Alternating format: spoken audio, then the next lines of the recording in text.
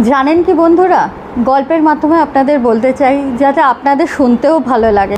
কিন্তু জানেন না, অসামান্য আর অসাধারণ এর গুণ যদি আমরা সঠিকভাবে প্রয়োগ করতে পারি।